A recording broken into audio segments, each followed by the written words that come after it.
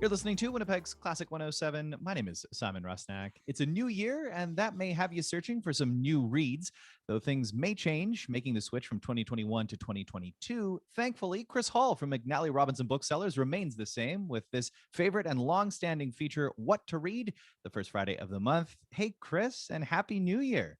Happy New Year, Simon, and everyone out there. Well, I have to ask, is it a cold enough start to the year for you? Yes, I'll just say yes. Yeah, and all the more reason to stay inside and read, isn't it?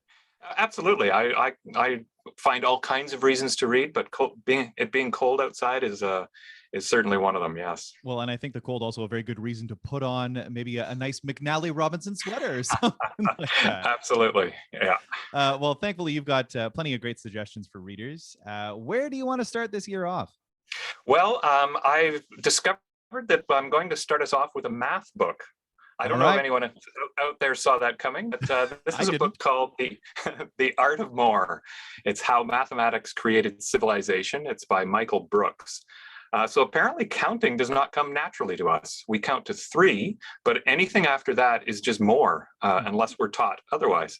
And so once we learn to do that as human beings, our ancestors have put math to all kinds of purposes, and that has gone a long way to creating the world we have today. So Brooks takes us through lots of those stories, everything from ancient tax collection that allowed the organization of early civilizations to navigators using geometry to discover new worlds, astronomers, they used logarithms to unravel secrets of the heavens. There's so many examples. It's pretty obvious when you start to think about it.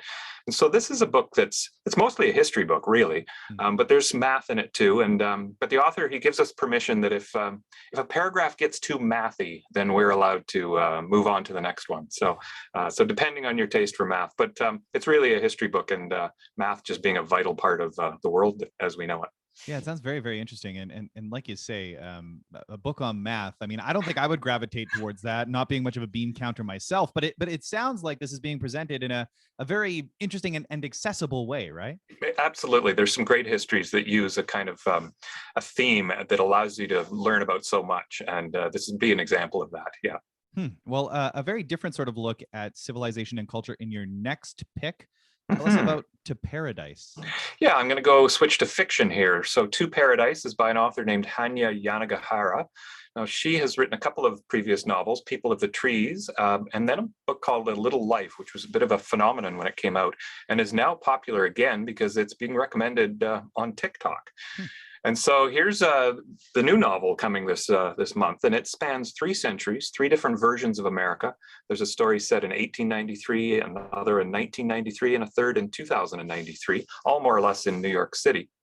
But the New York of 1893 is not the one we have heard about. It's a bit of an alternative history, speculative. The city is part of free states, it's called, part of America where people are allowed to live and love whomever they please.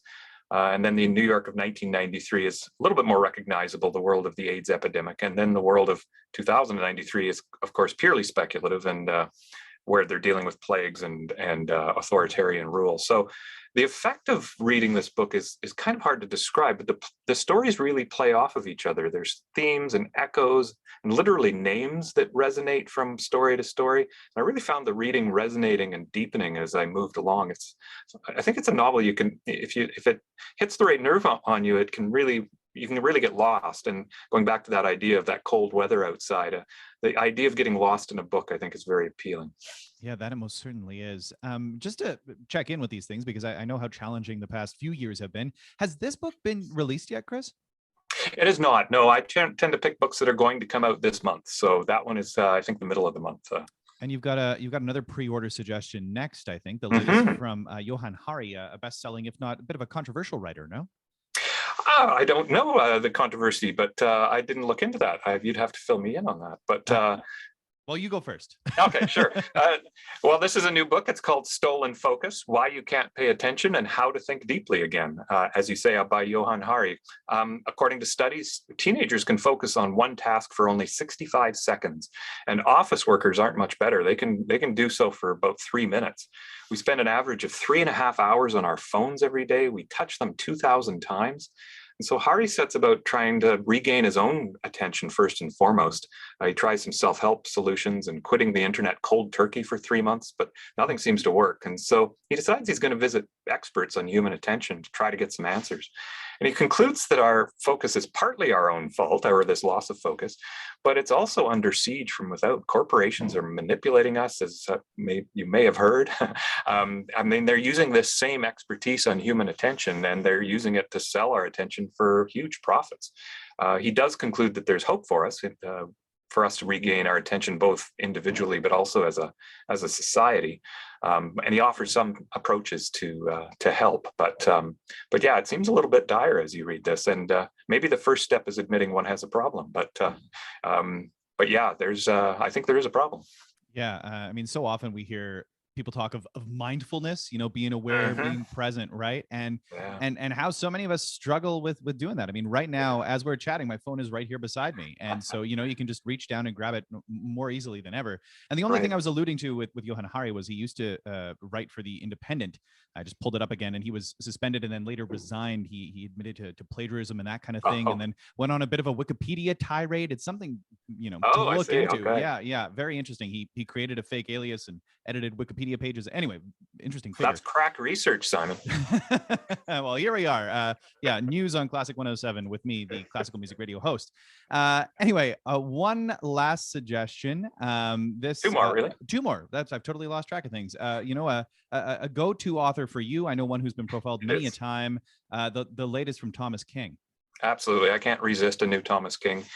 This one is called Deep House, and this is a little bit of fun to mix up in here.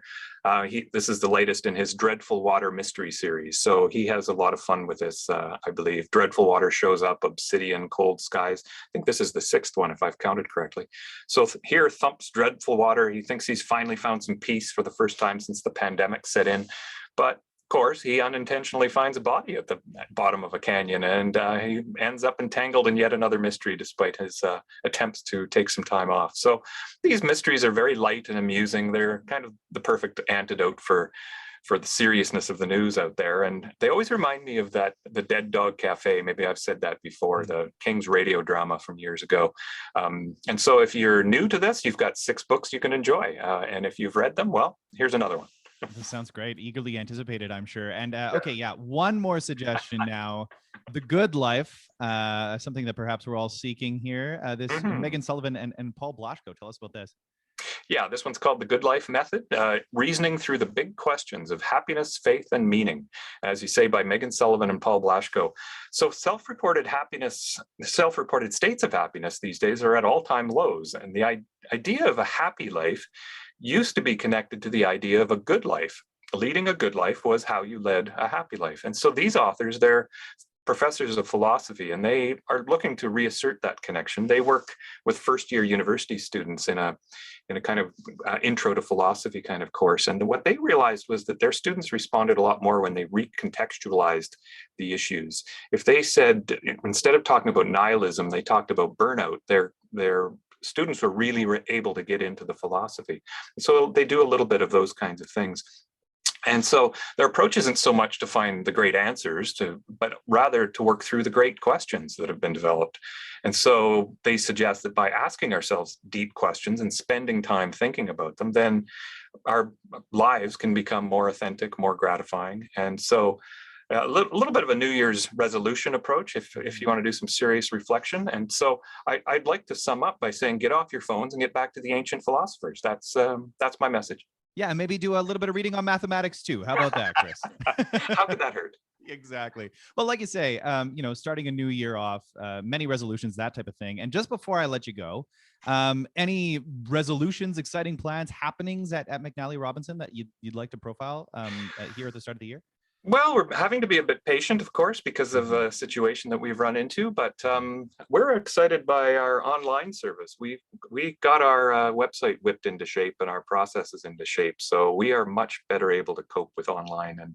And I think in these times, people may be a little nervous to come in the store. That you can buy on our website and come and pick up the books. That's been working very, very much better than last year, if one can remember such a thing. So yeah, we're not nearly as overwhelmed by it. So yeah, the website is really becoming a strength of us. So I'll pitch it given that opportunity. It sounds good. If 2021 was the year of the pivot, it sounds like 2022 is off to the start of the prepared over there at McNally, right. Chris. And so that's just Yes. great. Like you say, tons of online offerings, and then there's the bookseller box and gift certificates and meals from Prairie Ink that you can order and enjoy at home. So again, a very happy new year. Thanks so much for doing this, Chris, and great suggestions as always. Absolutely. Thank you, Simon.